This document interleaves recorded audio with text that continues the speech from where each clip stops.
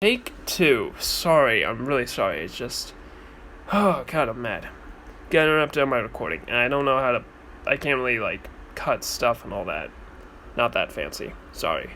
Anyway, this is gonna be a what if Deku was Batman, as you can see, and I'm gonna just speed up a little bit.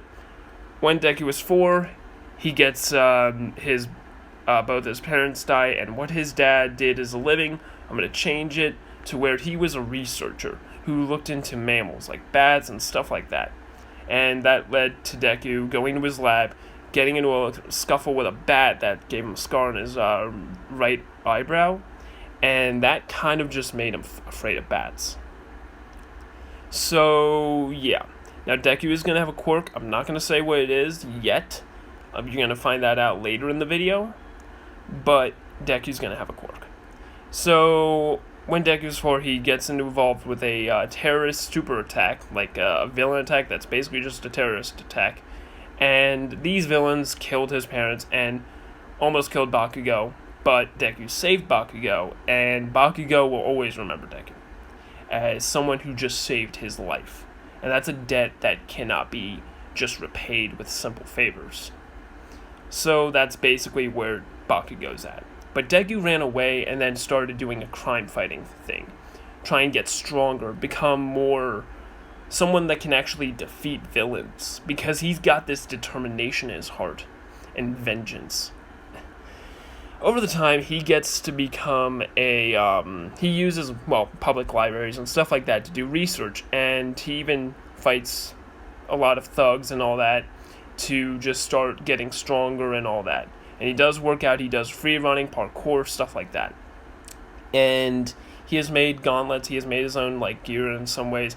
He's got body armor in a sense, but it's really lightweight. And he's got, he kind of handmade it. It's like samurai armor, just much more lightweight.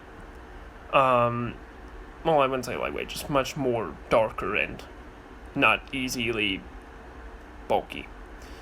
But also, he's got named the Dark Knight in the crime-fighting areas, and he's a master in martial arts, hand-to-hand combat, and throwing things, stuff like that. And when he's 10, he comes in contact with the villains again, and he brutally beats down on them. When the police and heroes come, they find them completely beaten to a bloody pulp, and they find out that it was the Dark Knight, and the heroes are just getting invested by this vigilante because he's kind of doing what the police are doing, but he gets there first, which kind of is a little questioning for a lot of police because they think they got a mole, when really Deku just hijacked the radio signals and knows how to get around. Also, Deku lives kind of a nomadic life for the most part right now, because he just goes to abandoned buildings and stuff like that to, seek shelter and just survive a bit. Now, Deku's hero suit for the moment is going to be a ski mask and a trench coat and some really nice pants, I would say, some jeans and boots. So that's what he's got. And I would say he's got a belt, but it's got first aid and stuff. So when he's 12, he gets into a kind of fight with this villain that can explode himself. He self-destructs, but he'll be alive still. It's like Bakugo's power, Bakugo's quirk, sorry. He explodes from all ends. From his, from his pretty much armpits to anywhere, really. Only problem is, all his hair goes away. That's it. So, yeah, we just got a weird-looking guy. All the hair, but yeah, he's got a certain suit that prevents it from exploding too much. It's sweat-wise, really. That's all it is. But yeah, Deku beats him, and when the police arrive, they surround the building because they know he's still in there. They know the Dark Knight is still in there, and when they see the villain get thrown out the window and on top of a cop car, they start, like, firing because they don't know how dangerous this man is. Or, well, how dangerous Deku is. But they don't know it's Deku. And so heroes go in, and one by one, they get knocked out. They don't get brutally beaten like their bones are breaking and stuff like that. No, they just get beaten. That's it. And when Deku comes in contact with with some more pro-like heroes like Aizawa, he beats him up. Endeavor comes in, burns the place down completely, and is trying to find Deku, but Deku takes him down. But he does dislocate both of his arms and breaks his leg. Well, I wouldn't say breaks his leg. More like sprains it. Or at least dislocates it. Yeah, we're just going with dislocation. And yeah, he gave Endeavor a concussion though. And yeah, after all this, Nezu comes in the picture. And he's realized that all these heroes have just been going in for a fight. They have not been going in to talk. And that's what Nezu does. So Nezu's in there for 30 minutes, and for those 30 minutes, he's talking to Deku about joining UA. Because where he's at now, he's not going to be able to do any real hero work unless he joins UA and does some meaningful stuff. Now, here's the thing. Deku does come out. Everyone's trained on him. Everybody's waiting for his move. And I'm just going to skip some unnecessary stuff. Basically, heroes don't like it, but he's going to be joining UA. And then Nezu has him kind of in a dorm system where there's no security cameras, no bugs, no nothing like that can actually listen to him or find out about him. It's just a home where he can just stay. Now, he does have one condition. He has to reveal his identity to Nezu. That's it. After that, Nezu does background checks, finds out who Deku is, and then he basically does some good old work and just gets him into UA as a recommendation. And that's like one of the interesting things. Nezu has never really recommended anyone. I'm going to put it out there. He's not recommended anyone before. Like, this is like one of his few recommendations, I would say. Yeah, that's better. And like personally recommending, going out to recommend it, I would say. And yeah, so Deku is waiting for the 15 months. Sorry, not 15 months, but until he's 15, and he's waiting by going to school. Now, he is entering this school under a false name, and the school he's entering, I would say it's Todoroki's. No, like a school near Bakugo's, I would say. So, yeah. When Deku's 15, at the start of the anime, he's going home, and no one's really, messed with him because public opinion has changed about the quirkless. Because of what he's done as the Dark Knight. Everyone knows that the Dark Knight is quirkless, and that he's dangerous. So they see quirkless as people who can become very good heroes. But no one's really done it yet. But Deku. And this is where things get interesting. So when Deku raises his hand, they think nothing of it for going to UA. And Todoroki, in the most part, doesn't really see Deku as a rival. He doesn't see him as anything. He just sees him as someone he can rely on. Someone that he can trust. And Deku, throughout all of his Dark Knight's, kind of stuff he's done, he's jacked. He's ripped. He's like, he's really fit. I'm just going to say that. He's almost like Batman's built. He can endure a lot. And I mean a lot. So, yeah, that's basically what's going to happen. And Deku, he's going to be kicking ass.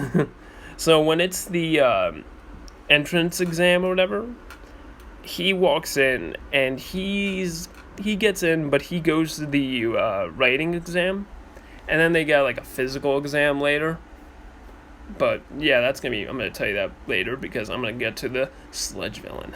I want to talk about that, because this is where things will get interesting. So Deku, he's going back to UA. Now let's say it's on the way to like where the sludge villain is, and he has to go through the same tunnel. So he goes through the same tunnel. And when he goes through the same tunnel, he sees the sludge villain. When he tries beating down on it, he can't get free from it. And he basically almost dies. Now let's say All Might is running a bit late, if you know what I mean. And I would say like 30 minutes late. So Deku, he's feeling like he's about to die. Now, he never really awakened his quirk. He's a late bloomer. And what ends up happening is Deku awakens his quirk. His quirk is a cry for help. And it ain't like a normal cry for help. Basically, he releases this mental link between bats. And basically, these bats will come to his aid, no matter where they are. And instantly, you hear and the sludge villain's wondering, what's that sound? What are you doing? And instantly, the swarm of bats cover the entire tunnel, and they're all around the sludge villain. The sludge villain throws Deku out, thinking it's some kind of villain attacking them both. He's wanting to escape, but Deku, he's terrified of this. He's soon realizing that they're surrounding him in a circular area, and as he moves forward towards the sludge villain is terrified. He feels nothing but fear. He's realizing whoever he just crossed here is someone he can't mess with. And so Deku does something interesting. He grabs the sludge villain's eyes and he crushes down on them and then throws them, bouncing them across the tunnel. And when that happens, All Might arrives. But All Might is terrified as well. He sees nothing but bats. And instantly, Deku runs off, taking off. And that only leaves a bat swarm following him. And then, when all of it dials down, the bats disperse. Deku is left with thinking, what just happened? But when he uses his mind, he realizes he has a quirk. He has a quirk, and that quirk is he can signal a cavalry, in a sense. He can call bats to his aid. Well, to more like a distraction, I would say. And, yeah.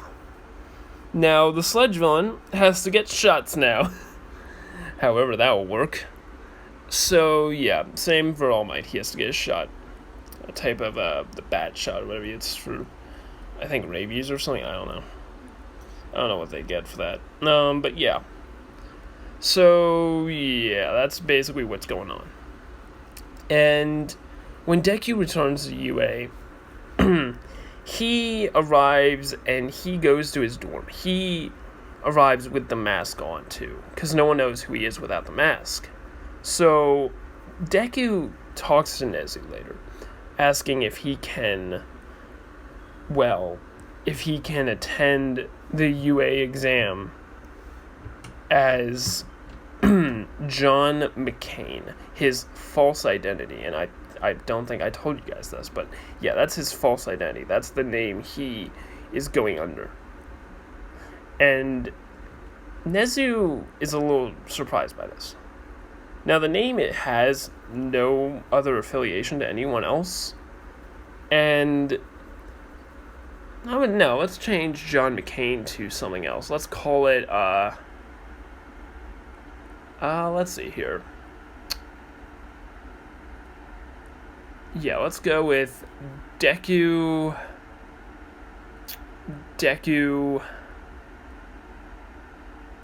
Deku what? Deku Knight? I don't know. Put in the comments what you think his false name would be. And yeah. Or we could just put it as Izuku Midoriya. And I don't think anyone would remember the name by now, because all this stuff has happened. But yeah, let's enter as Izuku Midoriya, his original name. And yeah, he enters as himself. And he tells Nezu to just say that the Dark Knight didn't want to join UA. And that kind of puts suspicion on him. So Deku, he has to go to, he can't come back to UA, to the dorm. So he packs up his stuff. And he leaves as the Dark Knight, but returns as Izuku Midoriya. And Izuku, Deku, when he returns, he does the entrance exam. And he does it with kind of ease. He gets done with the written exam first, and pretty much enters first. And also, he got done with it, I would say, a minute before everyone else. And that kind of surprises the support class teacher. That surprises him even more than what could be possible, because he's never seen anyone done this before. And it was like really fast, almost like really superhuman almost. So he thinks his quirk is a type of mind enhancement or something, but that's not the case at all. Also, I'm going to say this. Deku is also a hacker. He can hack stuff. He's basically just Batman, just 10 times cooler. Much smarter and much cooler. So, yeah. Now, Deku, when he goes to the practical exam. Now, he didn't trip, alright? I'm just going to say that. He never tripped. When he goes to the practical exam, he is ready. He is ready for these robots. And what he does to get ready is he goes to the front. And he gets ready for this. He's determined. People around him just feel something uneasy. They feel like shadows behind them. And they don't like that. None of them like that. And Ida even gets this presence. He doesn't really go to it because he doesn't like it. No one does. And when the practical exam starts, Deku is moving faster than everyone. And kind of, when it comes down to Ida, when he turns, he sees Deku pass him. And Deku's been taking out robots easily. He's been ripping them apart, completely decimating them. And when he gets, when he faces the 0-pointer, when Araka's trapped, and he knows what he has to do. He calls upon his bats. He's been training his quirk too. He's trained it to where he can use it on command. And when he uses it, well, that's what he did for the 10 months of training. He just trained it on command. So yeah, he's been training his quirk for 10 months. And when he activates it, a huge swarm, much bigger when he first awakened it, comes to his aid. Now, you're probably wondering what the drawback is. Well, he's still afraid of bats. But he's using his fear against things. He's using his fear against people. And when the swarm of bats come, they surround Deku. They surround the entire robot. And what Deku does is he saves Araka. And when Araka sees Deku, she's scared. She doesn't know who this person is. She doesn't know if it's a teacher or kid, because this person is surrounded by bats almost. They're like circling around him, they're all over him, they're passing by him, and when he throws her aside, the bats move away, and he goes to the 0-pointer. And what he does is it looks like he's riding the bats, when really, he's using a grapple that he snuck in. And he uses it on the robot and then throws it away. Throws it on top of another building. And the teachers are all shocked by this. They are wondering who this person is. Who has all these bats? They're wondering if it's someone that turned into bats. They're wondering if it's someone who commands bats. But all they see is a dark figure lurking on the body of the robot, destroying it, ripping its head off. And when Deku rips his head off, he throws it down, and it hits the one of another robot, and it hurts that one pretty bad, I guess. So yeah, Deku enters it with, he gets done with this whole entire exam with 370 points. I'm going to give it to him because he did something that was outright terrifying. And he did destroy a lot of robots. So yeah, Deku just completely annihilated them. And yeah, he gets into UA, and Nezu is the only one that knows about him. And that's when Deku, when he goes to the first day of school, he's kind of looking up for it. He's ready. He's dying to go to school for this. And when he walked into class 1A, everyone's just looking at him because they see someone who is strong, pure strength. That's all they see. And it is terrifying almost. They see someone who's clearly buff. And I would say not as buff as Shoji, but still stronger than Shoji. Or stronger than that Sugar Rush guy. Now, he's got a lot of dexterity, Deku. He's got a lot of stamina. He's got a lot of strength. And he's also got a lot of will and fear backing around him, and also one really important part. He's highly intelligent. He knows a lot about medical history and all kinds of stuff like that.